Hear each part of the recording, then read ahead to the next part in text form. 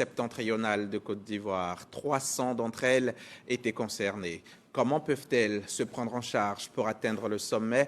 Et voilà le thème développé lors de ce renforcement de capacité. C'est une initiative du RVR, le réseau des volontaires pour la réinsertion. Vous allez le voir, ces braves femmes ont ensuite allié la pratique à la formation. Siekwasi, Jean-Marc Djedji.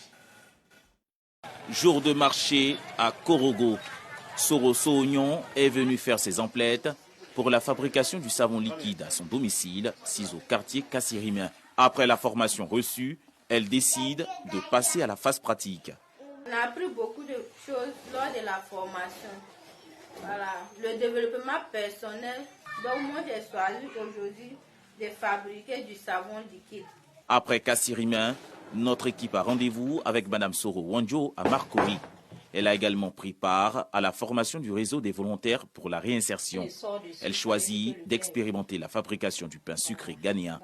Pour cette coiffeuse, la fabrication du pain sucré ghanéen sera une seconde corde à son arc. Je n'arrivais pas à faire le pain sucré normalement. Quand je fais ça, ne réussissait pas. Avec cette connaissance que j'ai appris ici, j'ai essayé et le pain a réussi. Donc je voudrais vraiment dire merci au RVR. Je pense que je vais profiter de ça. La fin de la formation a été marquée par la remise de diplômes de participation. Occasion pour le président de ce réseau de rassurer toutes les femmes du pays de l'engagement de tous les membres à faire de leur autonomisation une priorité absolue. Le réseau des volontaires pour la réinsertion a réussi en quelque sorte à réveiller la conscience de plusieurs femmes. Aujourd'hui, des femmes qui dormaient, qui ne savaient pas qu'elles avaient d'autres potentialités. Mais juste après la formation, elles-mêmes, elles ont produit du pain sucré, elles ont même produit du yaourt et elles ont emballé dans les normes de la qualité et c'est super. Au nom du préfet de région, le sous-préfet de Kémou a pris l'engagement d'accompagner le réseau dans son combat contre la pauvreté dans le Nord. Plus de 300 femmes ont été formées à la réinsertion pour l'autonomisation. Un jour seulement après la formation, nous avons eu des résultats où des femmes sont venues apporter des produits avec une qualité et une hygiène irréprochable.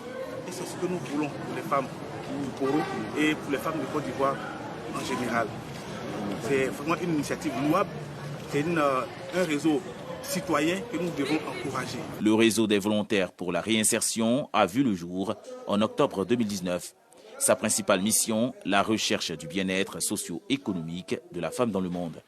Depuis sa création, Korogo marque la première étape des investitures des coordinations régionales à travers le pays.